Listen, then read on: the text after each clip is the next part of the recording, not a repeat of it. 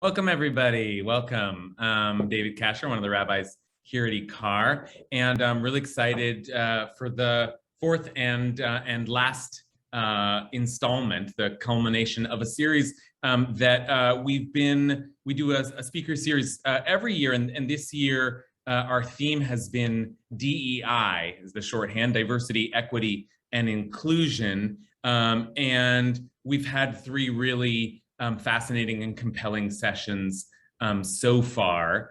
I want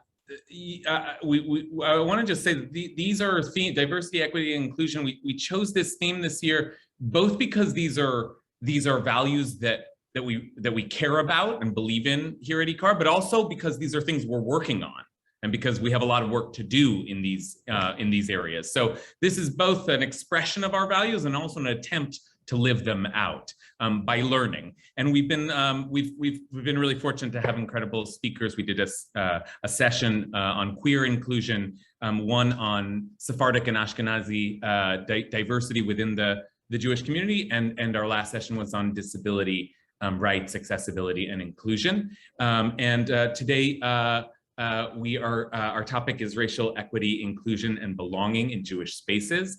And before I hand it over, I just want a couple of quick thank yous. One is to Lisa Friedman, who's here with us, and Lisa and Maury Friedman Foundation sponsored this series, and we're really so grateful to you for this. It's been really valuable work. And the second is to Andrea Stern, whose idea this was, and who, as many of you know, does a lot of the putting together of a lot of the things we do at IKAR, and we're eternally grateful to her. So with that, I want to turn it over to my friend Eric Green, my friend and fellow alumni. We both went to Wesleyan, so we have that connection. Eric is a member of our board and also a member of our Racial Justice and Inclusion Committee, and Eric will be introducing our speaker tonight. Thanks so much, Rabbi Kasher. Thanks to all of you for being here, especially those of you that have been coming throughout the series. We know to be Jewish means to keep wrestling with the hard questions, to keep wrestling with the big issues. Like Moses going towards the promised land and never getting there, we can never stop engaging in these kinds of questions and really holding ourselves accountable to learn more, to go deeper, to do better. I think in many fundamental ways, that's what it is to be Jewish, and it's certainly what it is to be a member of the IKAR community. So I'm very glad that you all could be with us tonight, and I'm very, very glad to introduce Tani Prell as our speaker tonight. Tani's life and career have been centered around education, Judaism, and the arts, with a commitment to equity and diversity issues throughout. She lives in Chicago, where she is a director for 18 Doors, formerly Interfaith Family, and she is an anti-racism educator and consultant. She has her BA in creative writing, focusing on Black literature, and she is a recent graduate of the Spertus Institute for Jewish Learning, focusing her capstone on anti-racism in Jewish spaces. She's a former Teach for America Corps member, a high school arts educator, a synagogue education director, and a fundraiser at the Art Institute of Chicago. Tani serves on the board of trustees for the Union of Reform Judaism, aiding in their commitments to diversity, equity, and inclusion. In 2019, Tani was named one of the Jewish Federation of Chicago's 36 under 36. We're so glad to have her to talk with us today about her commitment to equity and belonging, and our commitment to equity and belonging as Jews and as ethical members of our society. So again, thank you all for being here, and I'm going to turn the program over now to Tani. Thank you so much. I'm just so thrilled to be with you all tonight, and I'm honored that IKAR invited me, so thank you, and I'm really looking forward to our time together. And so I know that you all have been in deep conversation around important topics impacting the Jewish community, and I hope that tonight we can continue that dialogue. And so throughout the session, if you have any questions, please chat them directly to the wonderful Marissa, and hopefully we'll be able to get to a few of your questions at the very end of the session. But Marissa is your go-to for any questions that you have throughout, and keep them going tour.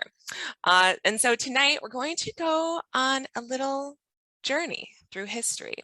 And so we know that race plays a really pivotal role in America. And tonight we're going to journey together to understand how whiteness was conditionally granted to American Jewish people and how they define themselves alongside the construction of Blackness in America. And in 2021, the Jewish community is more diverse than ever, and that diversity is growing every single year. And so how does all this impact the Jewish community, the Black community, and Black Jews today? It's a very simple answer. It's definitely not. It's so complex and vast. And so please consider tonight just the snack to your appetizer of all of this. And to get us started, I want to share with you what brought me to being really passionate about this topic. And so I'm mixed race. I have a Black father and a white mother. And growing up belonging neither to whiteness or Blackness, race was always very evident to me. So until high school, I was the only person of color in my school. And I didn't fully understand what it meant to be Black, but I knew that I was not white. And I knew that my teacher was like being way more frustrated with me than any of the other students. I couldn't do my hair the same way that all the other kids in my class were doing their hair. My nose was a mismatch from all the rest of my family members in pictures. And it was this little glitch in the matrix that made me question everything as it related to race. And so then in high school, I'm finally in an environment with other Black people and other mixed people. And because I was already aware of the presence of this Black and white racial difference, I then took it another step further of being really aware of colorism within my school. And so I was really becoming aware of the way that I was treated as a very light-skinned and at times white-passing Black person compared to my darker-skinned mixed friends, and then compared to my friends who had two Black parents, and then definitely having a different experience as my white friends. And I needed to understand how this came to be. And it was my own struggles that I faced with racism, and also my growing awareness of the privileges that I held due to my proximity to whiteness that led me to want to develop and deeply study and try and understand how this reality came to be. And so my original studies, especially at Macalester in my undergrad, were around Blackness, mixedness, and the color line. And then we add on this layer of Judaism. And so I came to Judaism really early on in my life, and it was my spiritual practice long before I ever converted. And so for me, Judaism was rooted in religion. And Jewish peoplehood was something that I connected to on a spiritual level without being able to practice with other Jewish people. And so for me, my Judaism was for years able to exist as something separate from race. It was my calm that I could go to without needing to worry about if I was presenting a certain way or speaking a certain way. And it was my heart and it was my soul. It wasn't my skin. And I assumed that this is how Judaism would stay for me forever. But then as I became a synagogue education director and deeply involved as a Jewish professional, I realized very quickly the role that race played within the Jewish American experience. And so my studies started to take on a new form. And one of the ways that I felt so much alignment with Judaism was in the regular commitment that I saw to social justice. And my commitment to equity and belonging wasn't separate from, but really integral to my chosen religion. And Andrea, if you could please share your screen and go to the second slide with Heschel and MLK. Big shout out to Andrea, who is doing all of our tech tonight. So thank you so much, Andrea. And so I'm sure that many of us are really familiar with this image or similar ones of Heschel and Martin Luther King and their fight for civil rights together.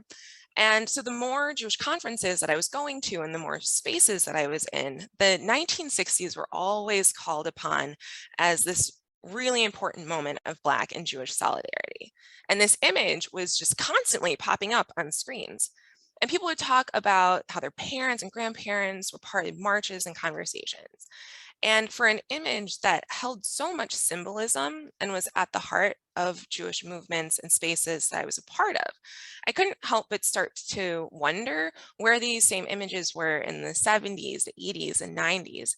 And why had I never been in a meeting that brought together my Black community and my Jewish community? And why was I and my other Black Jewish friends from across the country experiencing regular microaggressions, questions of belonging within Jewish spaces? And so while race is a construct, it's a myth, it's an idea, the impacts of race were very real, even in these sacred spaces. And I wanted to understand this even more. And so I've gotten to share with you a little bit about my own personal arrival on this topic. And I'm going to give you now an opportunity to do some reflection of your own. And so you can close your eyes, you can get a piece of paper, you can Google Doc, whatever you'd like. But we're going to just do some imagining. And if you could go to the next one. Thank you so much, Andrea. And so I'm going to ask you a series of questions, and they're up here as well. And I just want you to, first things that pop into your head, let that just sit there and feel free to write it down. Okay. First, so what was your family's journey in America? When did they arrive? What brought your family here? What jobs has your family had through time? Where has your family lived? What sorts of education has your family had through generations? Specific schools, specific areas of study? Did your family own a home growing up? How has the health of your family been over time? How has your family engaged with the legal system? Would you say that your family has been successful? Would you say that your family has been happy? You can continue to reflect on those and knowing that there is absolutely no right or wrong answer to the questions. It's your history. And so the goal is simply that as we venture into the history of whiteness and Blackness and Jewishness, that we have a real human example to compare it to. And perhaps as I go through, there's going to be moments of connection and alignment, even uncomfortable ones, and moments where your personal story and your family's personal history doesn't necessarily align with the broader historical reality of the time. And so it's super important before we even dive in any further that we all start with a collective understanding that race is a construct. And so like, what does that mean? So as Ta-Nehisi Coates explains, American notions of race are the product of racism, not the other way around. And we're going to see examples of that. And so race is not scientific, it's not stable, but it's an idea that changes with time and circumstance. And so when I'm referring to whiteness and Blackness, it's more than just skin color, but it's the social significance that have been placed on them. And so there's a few terms that I want us to be really, really clear about, and that we're on the same page. And so next slide, please, Andrea. All right, so the first term that I'm going to be using a lot is whiteness. And so Ruth Frankenberg defines whiteness as the dominant cultural space with enormous political and social significance. And then the ACLRC further defines it as whiteness as a set of normative privileges granted to white-skinned individuals and groups, and it's normalized in its production and maintenance for those who are of that group. And it's meant to operate in a way that is invisible to those who are privileged by it. And this is really important because Layla Saad, who is the author of White Supremacy and Me, says you cannot dismantle what you cannot see, and you cannot change what you do not understand. And so our conversation together is really making these systems that were meant to be invisible, visible, so that then we can start to address them. We can address them as individuals, we can address them as our institutions, as IKAR, and more. And then the next slide, please. So Peggy McIntosh is a scholar on race who in the 1980s coined the term white privilege. And she said, we can think about privilege as an invisible package of unearned advantages and assets, which some people can count on cashing in day to day, to which the dominant group is meant to remain oblivious. Privilege is like an invisible, weightless backpack of special provisions, maps, passports, code books, visas, clothes, tools, and blank checks. And as we're going through, you can think about the ways that this has shown up perhaps in your own life. And when thinking about privilege, it's so important that we recognize like privilege, it's not personal, it's not chosen, but it is deeply, deeply significant. And so while we're having groups who are given invisible advantages and assets for holding a dominant identity, there are systems, policies, and cultural practices in place that actively suppress those who do not hold that identity, and that is oppression. And so the systems that are invisible to those who hold whiteness are very visible and very real forms of oppression for those who do not. And Andrew, you can stop screen sharing for a moment. We can see each other. I'm just going to do a little intro to further intro to what we'll be discussing.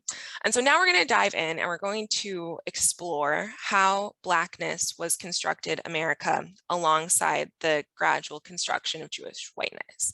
And then once we have this historical grounding, we're going to take some time to unpack what does this mean for us today and our institutions, and how do we engage in a commitment to anti-racism going forward.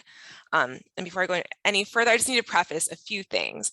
And so first, Jews are not a monolith, and neither are Black people, and neither are Black Jews.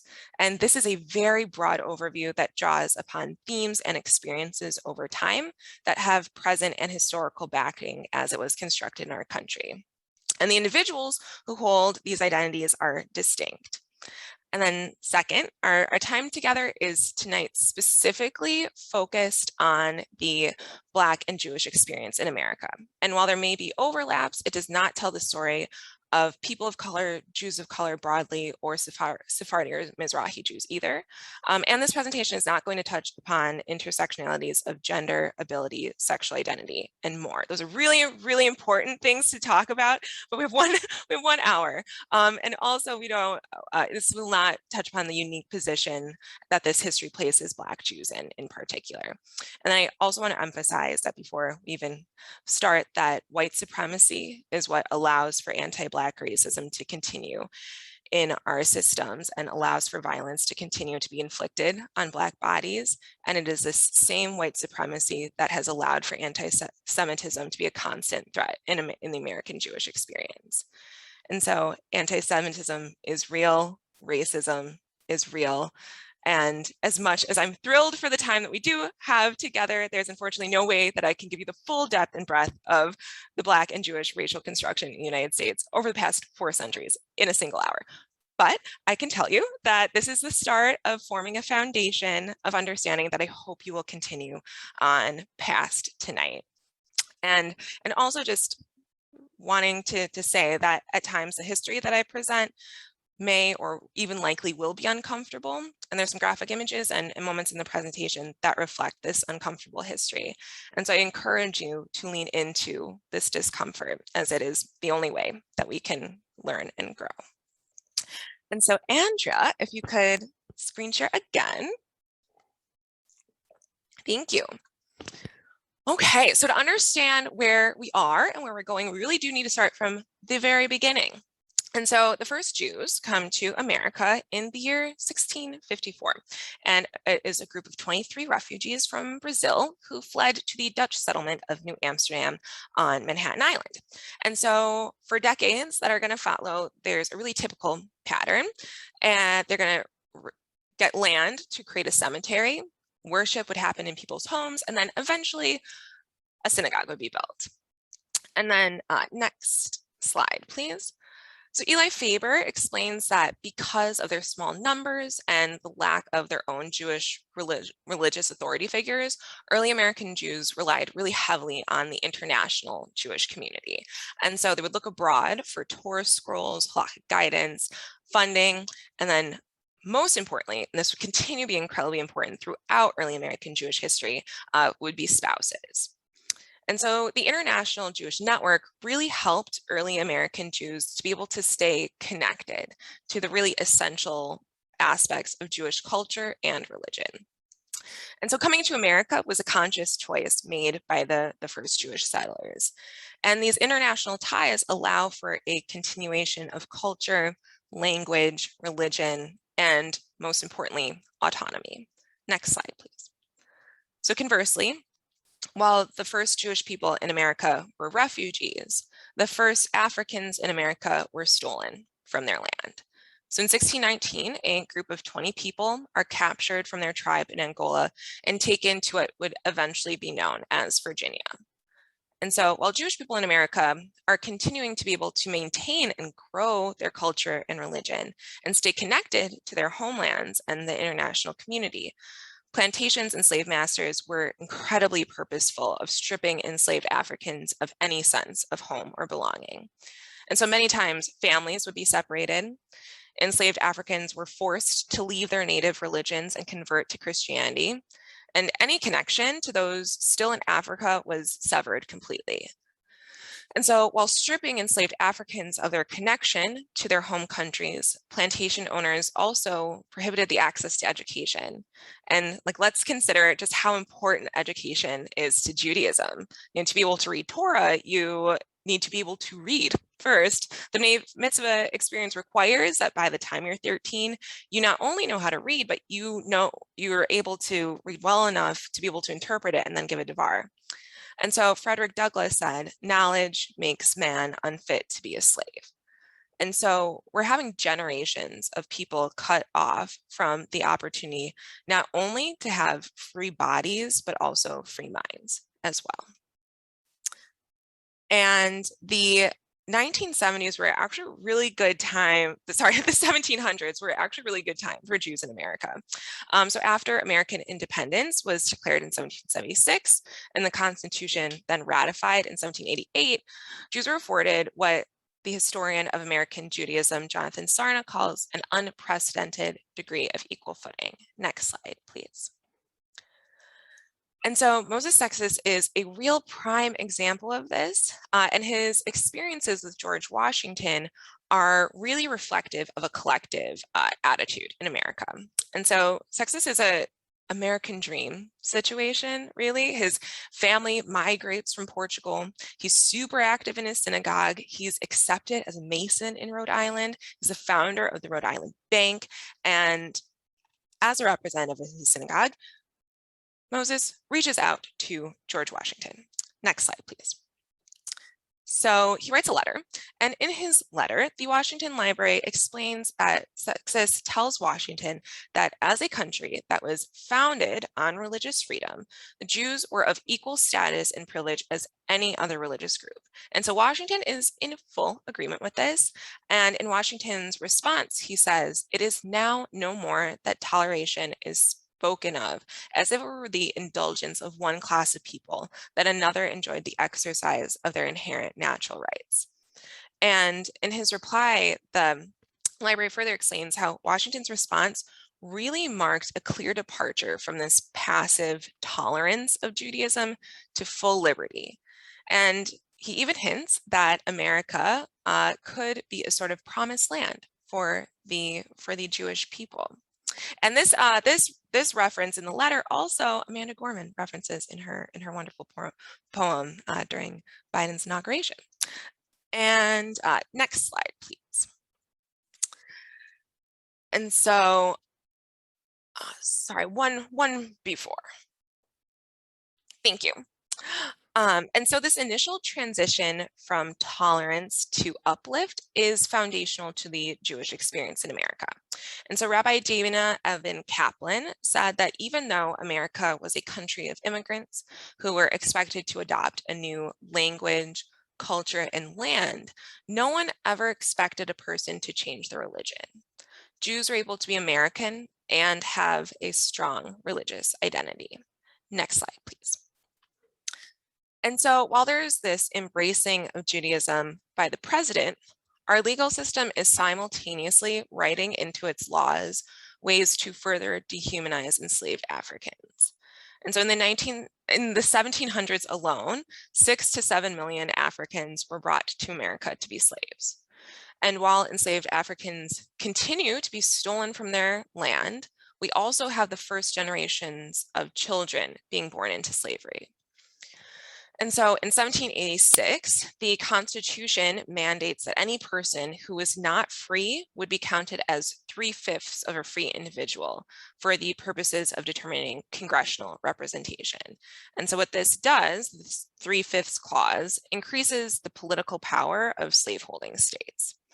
And in 1662, a law gets passed stating that everyone's freedom is dependent on the condition of the mother. And this is where we're going to be introduced to the concept of colorism in America, or this idea that the lighter skin you have, the more privilege you receive. Next slide, please. So this law dictating that the condition of the child is dependent on the mother amplifies the epidemic of male slaveholders raping their female slaves, knowing that the children born to these women would then be their property. And so on plantations, you now have mixed race children. And it is often these lighter skinned mixed children who would be given less labor intensive roles, and most often the roles that were in the home.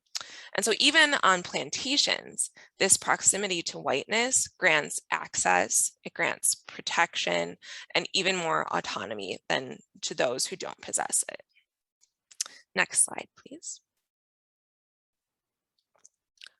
So Nicole Hannah-Jones is the creator of the New York Times 1619, one of the creators of the 1619 Project. It's also a podcast, amazing resources, highly recommend.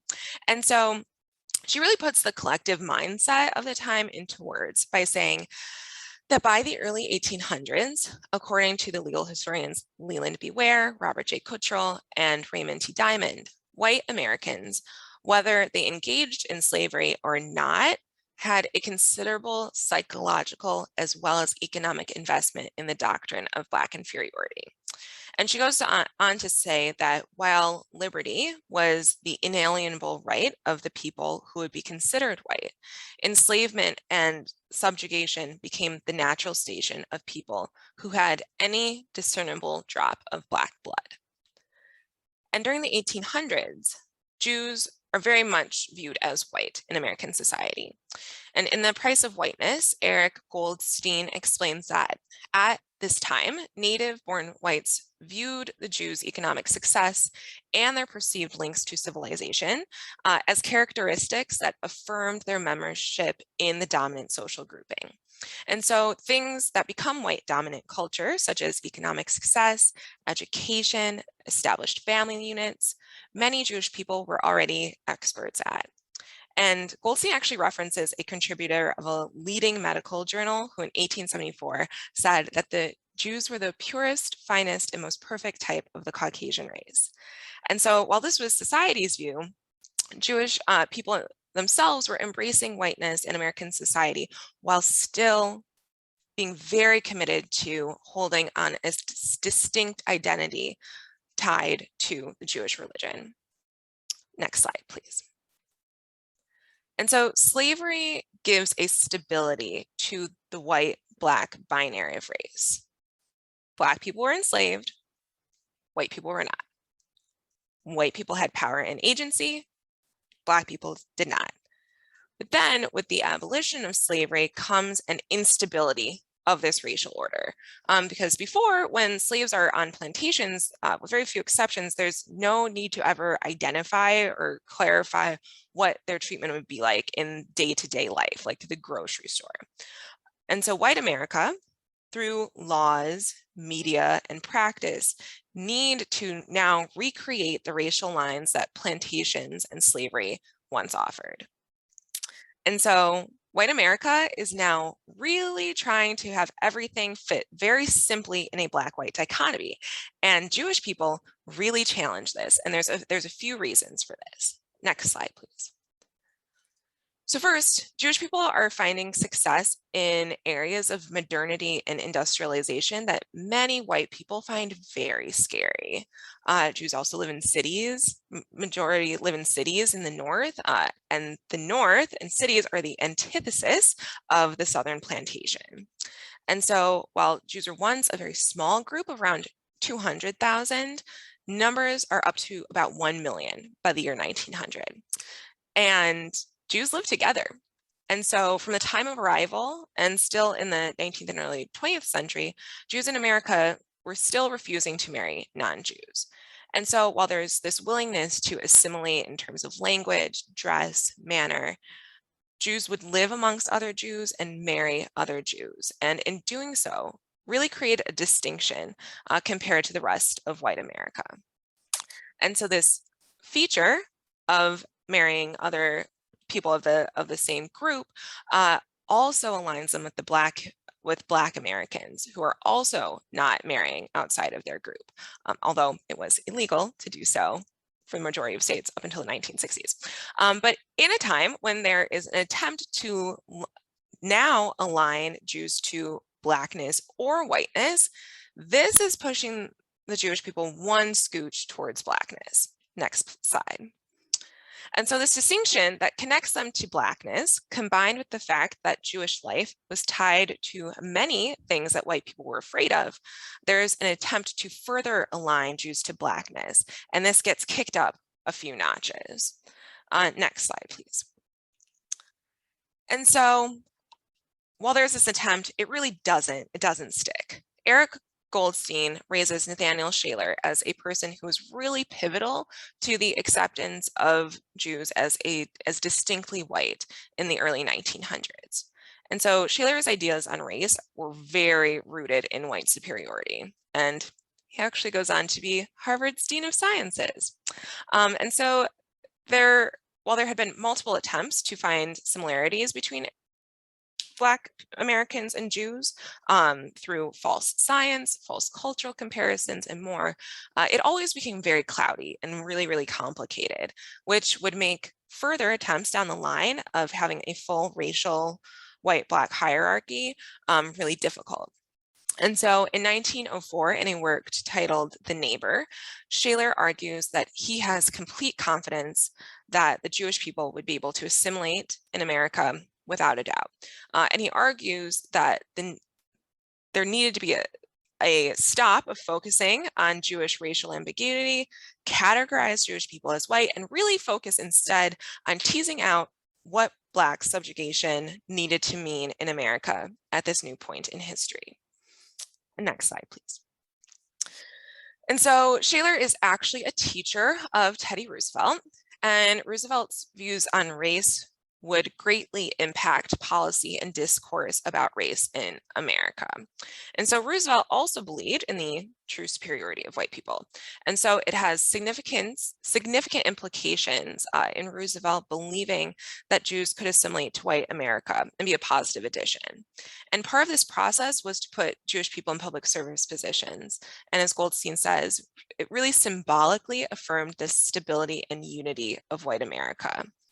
And in this picture, as you can see, Roosevelt even had a few Jewish people as part of his Rough Riders. And so there's this discourse coming from the president. And yet the lived experiences make the 1900s a really interesting and challenging time. And there's this conflict of approaches to whiteness and to assimilation at this point in American Jewish history. So on the one hand, there is this understanding that the reality of the moment was not what it was before emancipation. And when Jews and at that point when Jews could carry on a distinct practice of religion.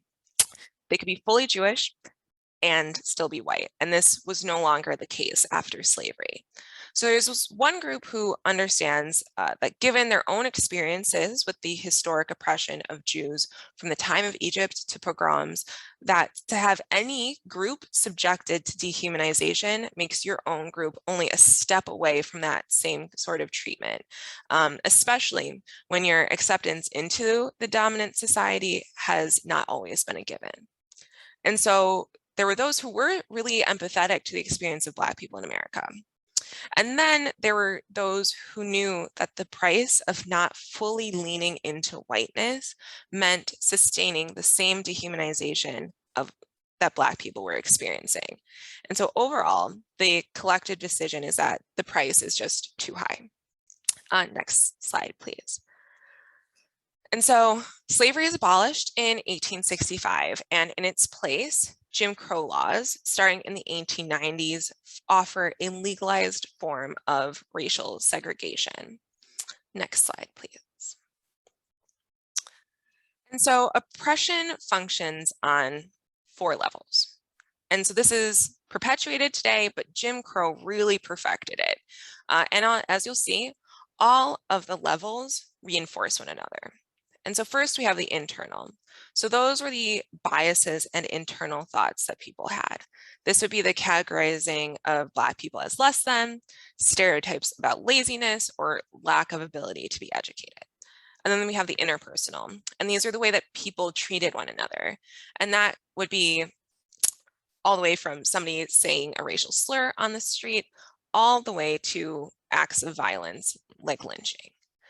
And then we have the institutional. So this is the way that our institutions would live out racism. These are stores that are for white people only, restaurants that would refuse you service if you were Black, jobs that would only hire Black people for menial labor, if at all. And then we have the systemic. And so these are our laws and systems that have racism embedded within them. And so, for example, our education system, until Brown versus Board of Education in 1954, it's legal for to keep Black and white children separate. And it's not till Loving versus Virginia in 1967, where it becomes legal for Black and white people to marry in the majority of states. And then we layer on the role of the media in enforcing all of this. And there's essentially no better way to communicate a shared message across the country than through media streams. Next slide, please. So lynching has become a form of public entertainment. Postcards are made and distributed as a way of circulating a false hero narrative of the common person protecting whiteness and holding Black people accountable. And then we have Birth of a Nation, which is the very first movie to be screened in the White House for Woodrow Wilson in 1915. And this movie sets the foundation for the way that Black people would be depicted in the media from then on. And perhaps not to the same degree, but just as slavery turns to Jim Crow, turns into our prison industrial system, the media has also taken on new forms as time goes on. And so we are going to watch a clip right now that is going to show some of these images. And it is from the Jim Crow Museum in Michigan. And so Andrew's gonna play that for us. All groups, all racial and ethnic groups in this country have been caricatured. None of them has been caricatured as often or in as many ways as have Africans and their American descendants. David Pilgrim is the founder of the Jim Crow Museum at Ferris State University in Michigan, home to the largest collection of racist memorabilia in the country. You could take any piece that you see in here, and they do 2 things. The first thing is they reflect existing attitudes toward Black people. But the other thing, and maybe more important, is they shaped future attitudes toward Black people. The redefinition of the African American takes place in this period of time. The African American in antebellum times was, the stereotype held, reliable, faithful, hardworking, malleable. Indeed, one entrusted one's children, one's property to such people. Now, of a sudden, the African American becomes demonized, a threat, a lascivious beast roaming the countryside of the South. People loosed by the end of slavery and now upon us like locusts. Well, this was an absurdity. A massive propaganda campaign demeaning African Americans and legitimizing violence against them was fundamental to reinforcing Jim Crow. And that is one of the most vulgar depictions of African American children that we have in here. Well, they're not human, they're bait. That's right. They look like a litter. This is a postcard? Yeah, that was a postcard. Actually, what that one says is, "Dear Aunt Libby, this is what they do to the bad people in Delaware." And the significance here is that it shows a black person being beaten matter-of-fact way. It's the normalizing of violence against blacks.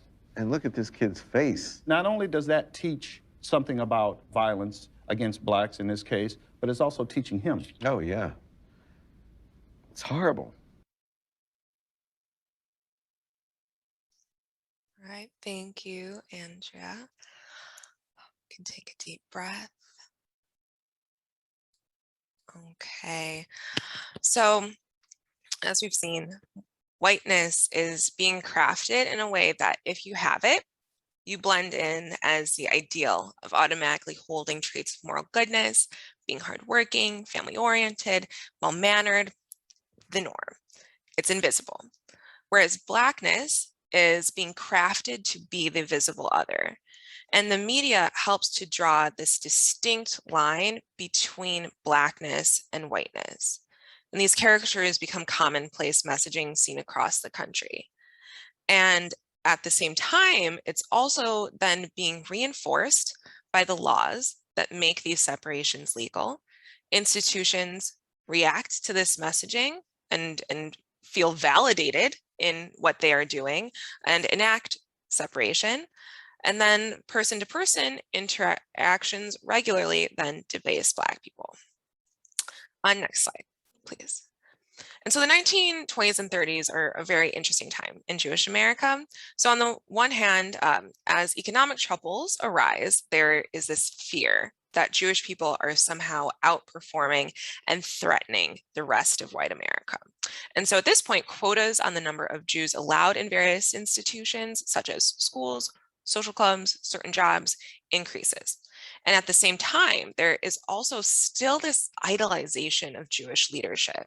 So Eric Goldstein, again in the Price of Whiteness, points out that in this time, white nationalists and anti-Semites become preoccupied with understanding the relationship between Jewishness and whiteness. And this is increased because at this time, there is a growing number of immigrant Jews who are not yet familiarized with American society, dress, or practices. And so they're really standing out. However, as we recall, whiteness and privilege are meant to be invisible. And so the visibility of these Jewish immigrants really threatens the blending in that's supposed to be, that they were intending.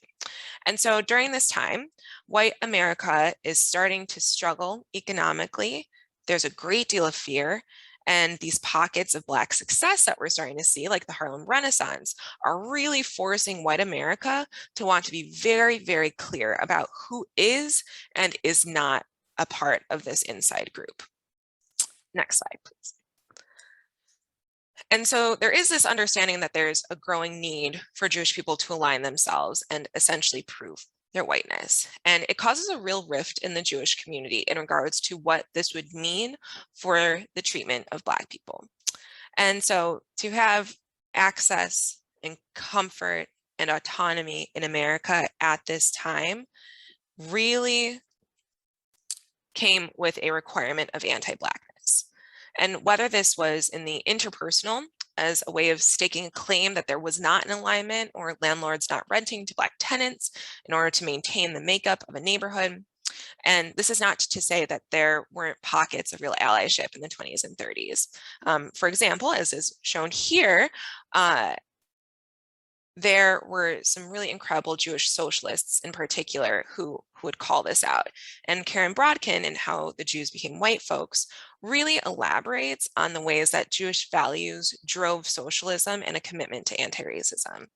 And because they had not yet assimilated into white America, it was actually these European Jews who were arriving in the 20s and 30s who tended to more closely align themselves with Black people in America, since they themselves had experienced oppression directly in their recently departed homelands.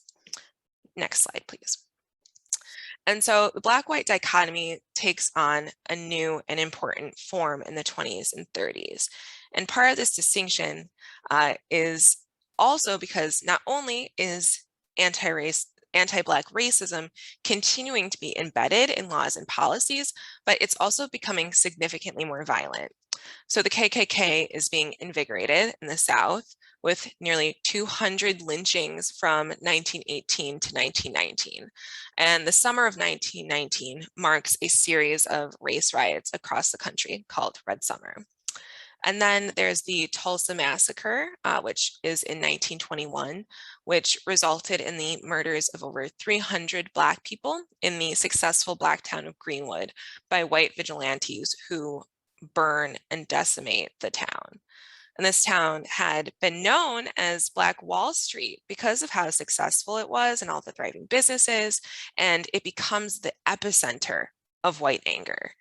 And this major increase in violence against Black bodies and Black communities, it really sparks a need for Black people to organize for their own pursuit of justice. Next slide, please. And so in 1945, America is very much what Will Herberg referred to as a three-religion country. So it was Catholicism, Protestantism, and Judaism. And again, we return to the quote where Dana Evan Kaplan explained that even though America was a country of immigrants who were expected to adopt new language, culture, and land, again, no one ever expected them to change their religion.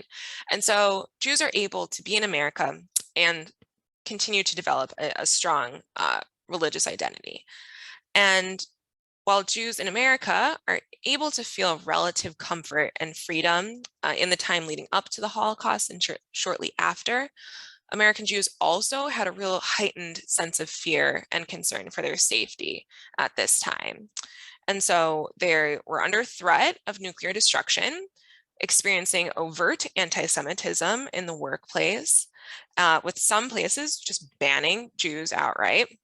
And they're also very aware of the fact that in Europe, 6 million Jews had just been murdered. And so this immense fear and the anti-Semitism and tragedy really has an impact on the Jewish American psyche and, in turn, religious practice. And so Kaplan explains that in a battle to protect their Jewish ethnicity, many Jews lost sight of what Jewish religion actually meant. And then there's a major shift that would allow for a fairly seamless transition into whiteness for the decades to follow. So as public knowledge of the Holocaust increased in America, it becomes far less acceptable for people to be outright anti-Semitic. And Jonathan Sarna in American Judaism shares that in 1950, 35 anti-Semitic organizations closed their doors, still left 57, but colleges and other institutions would decide to drop the quotas that were once in place. And between 1946 and 1950, the number of people who heard any negative talk targeted towards Jews dropped from 64% down to 24%, according to Sarna. And this allowed American Jews to feel an unprecedented sense of security and belonging in America. And white America essentially lets the Jewish community in pretty much fully. And while there had been this tension of needing to assimilate, but also really wanting to be distinct, this new security allows for this distinction to happen freely. Next slide, please.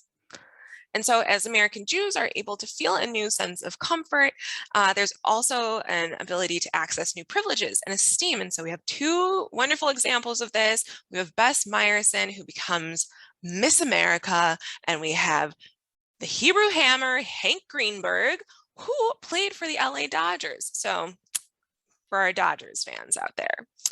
And then with the Holocaust and with European Jewry decimated, there were real feelings of responsibility to carry on Judaism in the States. And the freedom to be Jewish while holding the privileges of whiteness and this growing sense of responsibility to honor Judaism really impacts observance, geography, and daily life for American Jews. Next slide, please.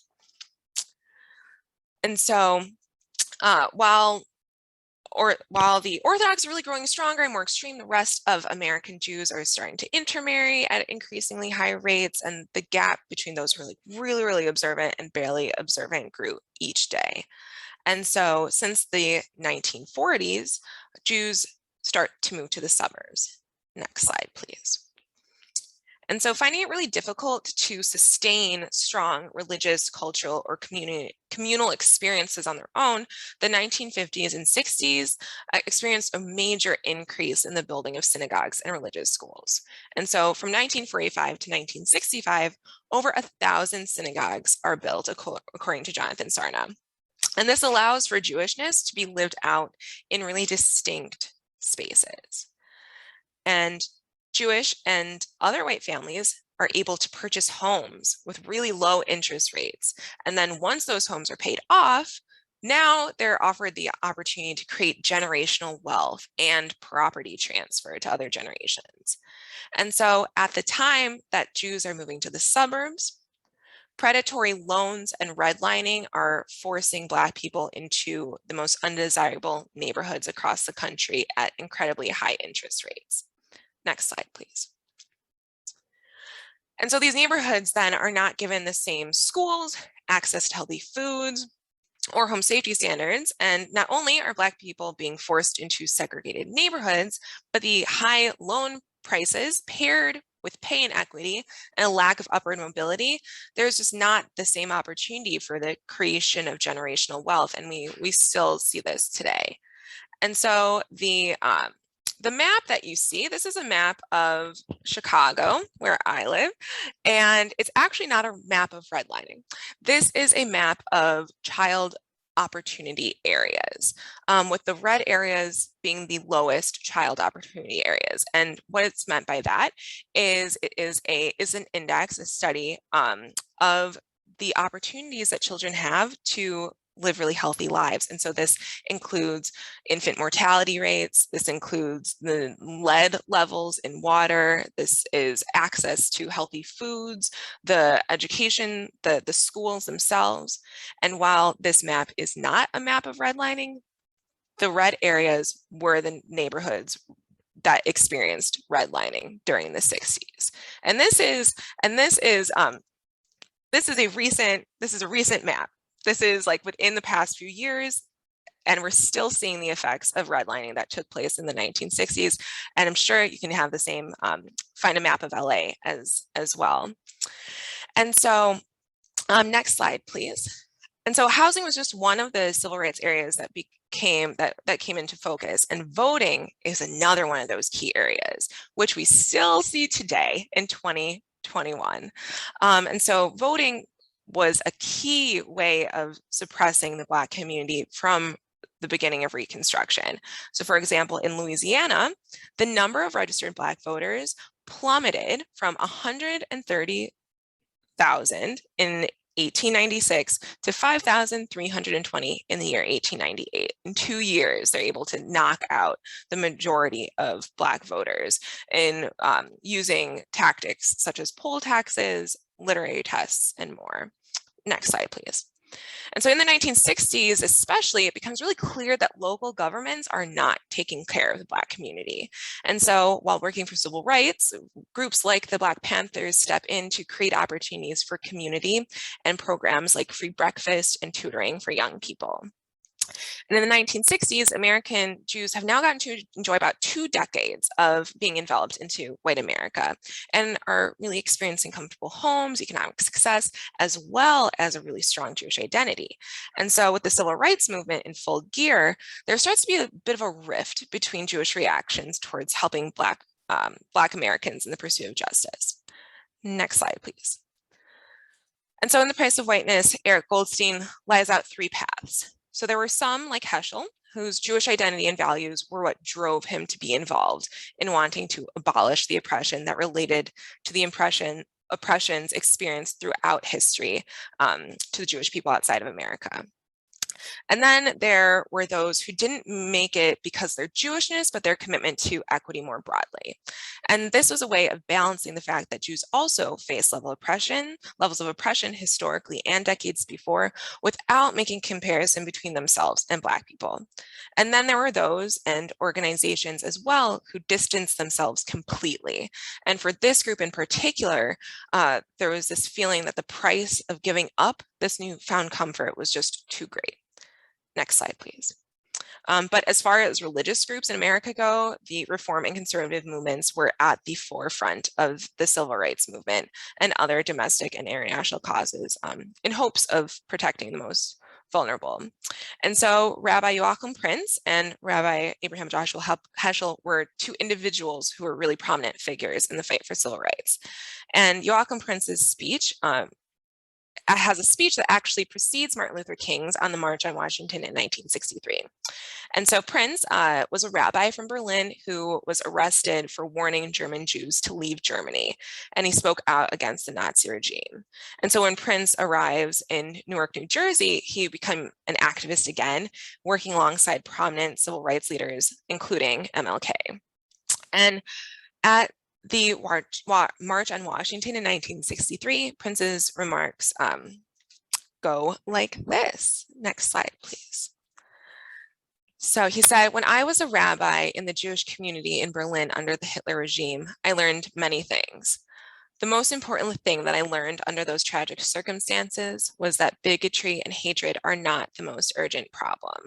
The most urgent, the most disgraceful, and the most shameful, and the most tragic problem is silence.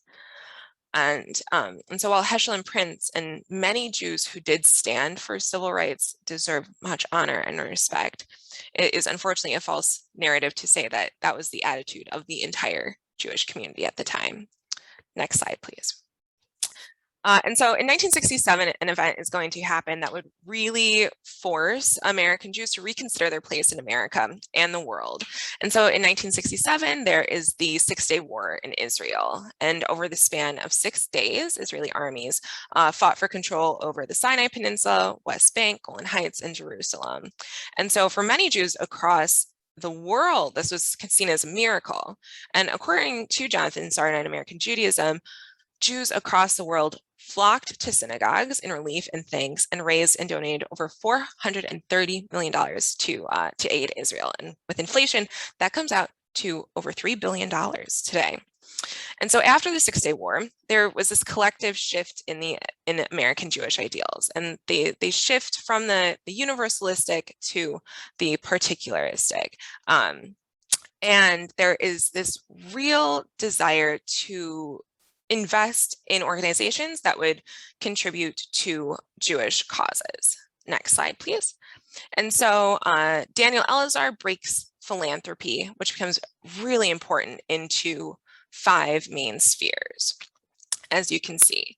And so these orgs continue to grow today and are incredibly significant to Jewish Americans being able to solidify a really strong sense of Jewish identity and to continue that for generations. Next slide, please.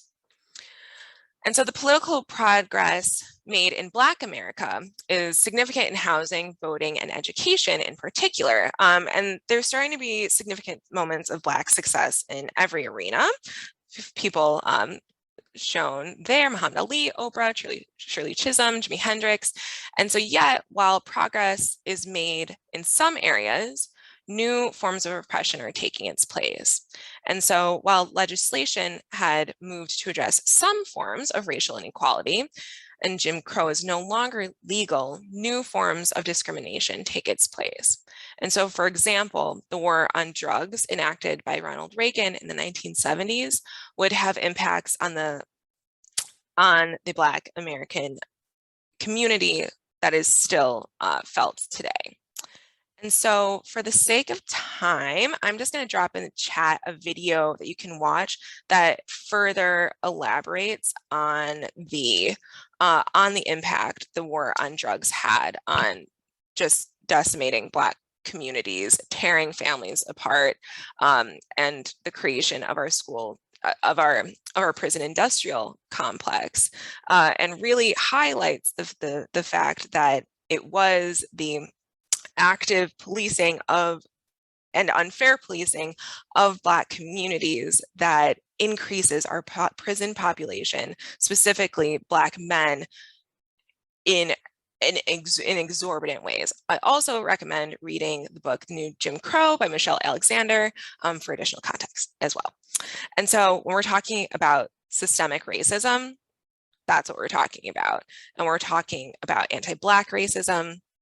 Moments like the war on drugs are what we are talking about. And it's this really strategic decision to stifle Black success and autonomy that our government makes, and that are made on institutional levels that are then reinforced by our media and societal norms.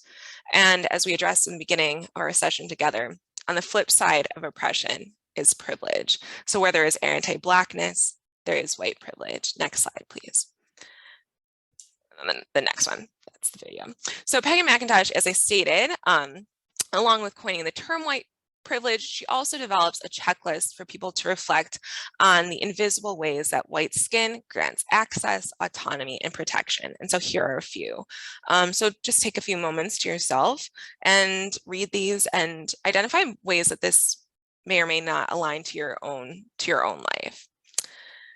And in looking at this, it's so important for us to recognize that we can be a part of an oppressed group, which Jewish people are.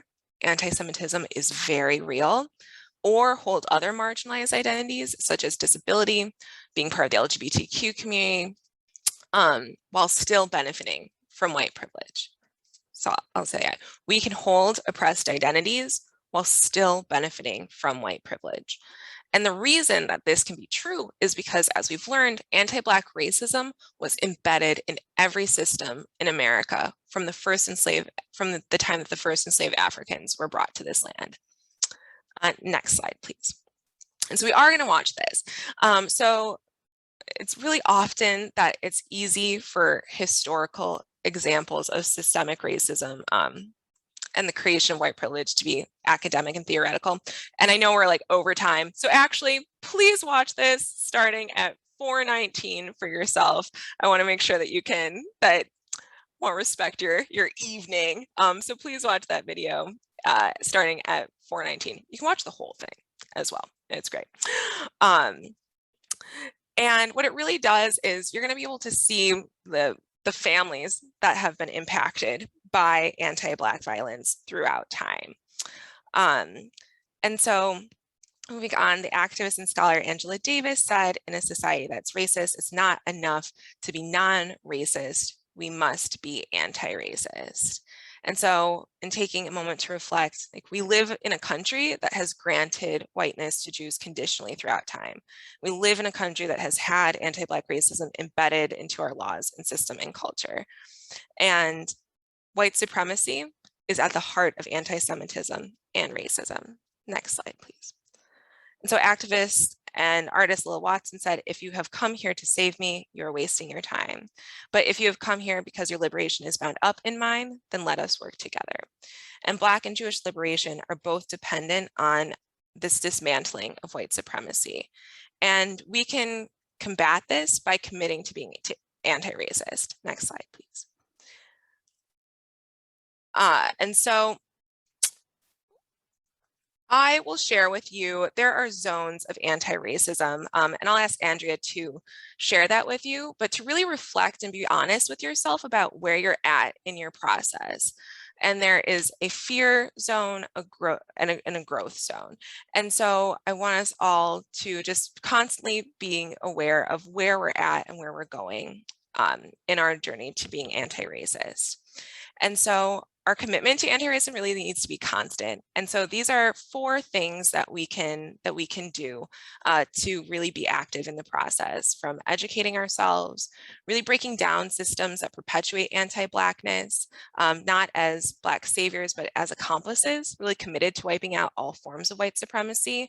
So you can do this by educating yourself about like voter rights and initiatives in LA, whatever city you're living in, and find out what policies exist around bail reform. And then also be kind, be empathetic. You can examine your institutions and be really critical of them, and identify barriers that may historically have been in place and that have resulted in white dominant culture. So I'm going to drop a link in for you to think about that. And I encourage you all to find something this week where you want to commit to pivoting to something different. Here we go. And then finally, know that we're in this work for a lifetime. Our systems are 400 years in the making, and it's going to take a lifetime to dismantle. And we have to do this work and live in hope that tomorrow is going to be more equitable than it was today. And so I just want to thank you all so much for being on this journey with me tonight, and feel free to contact me. I'm going to drop my email in the chat, and then I think we have to like 9:15. So Marissa, if there were questions, also I'm happy to take the questions that you asked, write up answers, and then send it as well. So Marissa, up to you, but just also going to just add my gratitude to all of you for being with me tonight. Hi, thank you, Tani, so much. That was incredible. I don't know how you did that in 1 hour. That was incredible. If anyone, I didn't get any, let me see, did I get it? I don't think I got any questions through the chat, but does anyone have any questions now? Otherwise, I have one, or you can send them to her since it is kind of late. But that was a lot in 1 hour. It was so much. It was so much. We're like scratching the surface of all of it. Are there any questions? I'm looking. I mean, if you have, you said until you have 5 more minutes. If you do, is it okay? I have one question. Please, Marissa. Thanks. There. Sorry about that. It's bedtime around here. One thing that I was a little confused with, I actually didn't realize that you were saying back in the 1700s that it was kind of, you said it was an unprecedented, really great time to be Jewish in America during the founding of the country and or the development of the United States, that is. And then after abolition and during Reconstruction, so Jews were considered white, and then they weren't considered white anymore. I lost that transition, how that had happened, and so I got a little confused on how that happened, and then what were the consequences there. I know then you said the new wave of immigrants from Europe brought with them a greater connection to Blacks in America. But so how did that happen? How did that disconnect happen? Yeah, thank you for your question. So during the 1700s, America is preoccupied with slavery. And so slavery allows for there to be this really distinct division between those who are Black, they are on the plantations, that is it, and then those who are white. And at that point in time as well, like Jewish people were a small enough population that it wasn't threatening at all to white America at that time.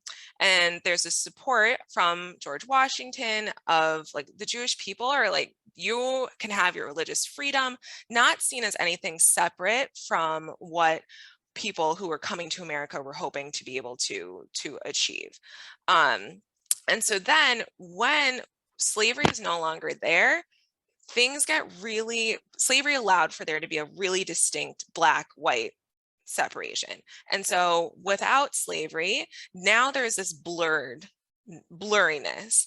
And so all of a sudden there's way more Jews as well, like up to now we're at about 1 million.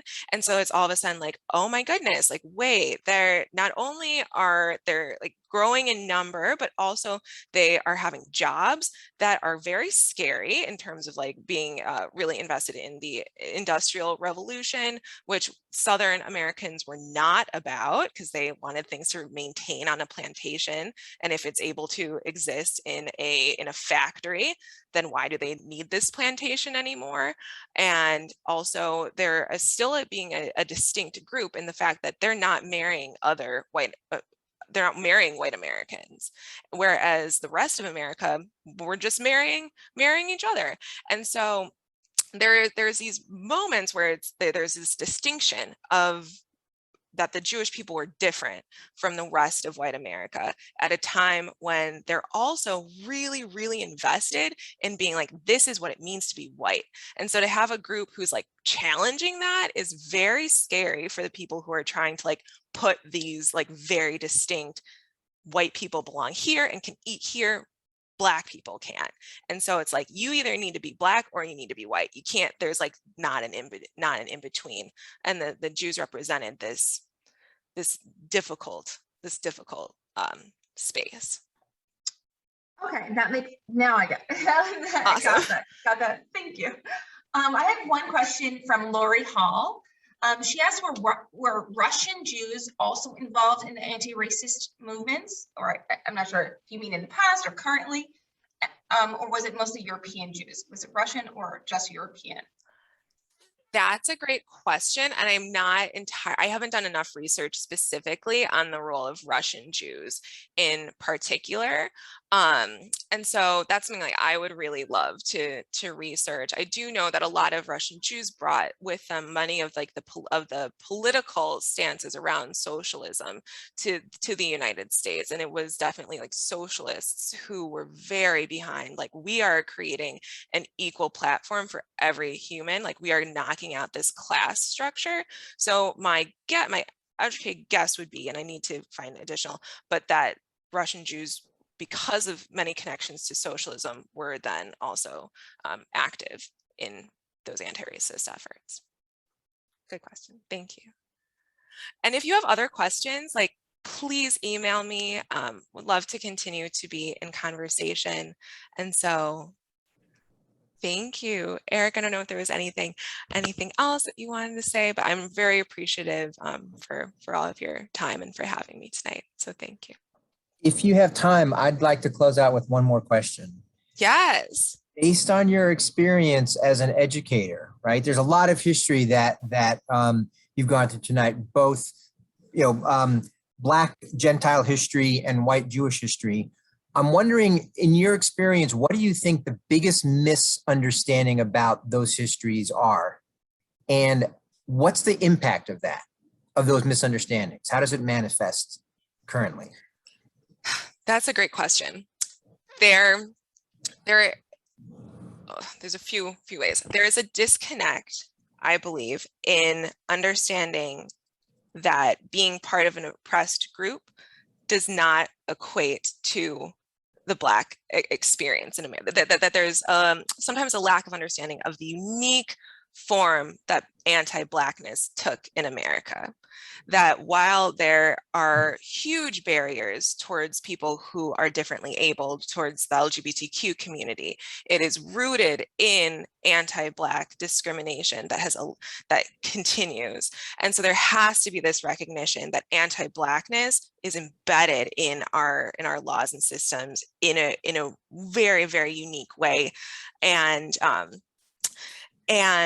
with that, there's sometimes, I often notice there is this real praising of the 1960s, as I said, and that's what really sparked this as like this moment of a glorious coalition of Black Jewish coalition. And I don't think that there's a full understanding of how this was a unique group and not necessarily the full Jewish community. And also the 60s were very close and a while ago, and that we can't take this one historical moment and give it and and not feel like we have to continue that work really hard right now. Like we saw the picture of voting rights. That was 1965, 2021. And like that work is still there. And like we need to be continuing to be like the Heschel MLK hand in hand going forward hardcore, because it didn't go away, unfortunately. Took on new forms. Thank you again. Thank you. Thank you, Eric. Truly, thank you so Ikar. much, Tani. Really Thank you. appreciate you all. If you have Thank any more questions, please, you can email them directly to Tani, or you can email them to me and I can forward them, and we can, like Tani said, this is just the start. We can continue this conversation and well. So thank you. Yes. Thank Thank you you. for being here tonight, Tani, and thank you, Marissa and Eric, for facilitating. Thank you, Lisa, for sponsoring. Thank you, Andrea, for planning. Thanks to you all for being here. Wishing you a powerful month of work on ourselves and our community and our world this month of Elul, and may it be a year of transformation for us all. Shana Tova.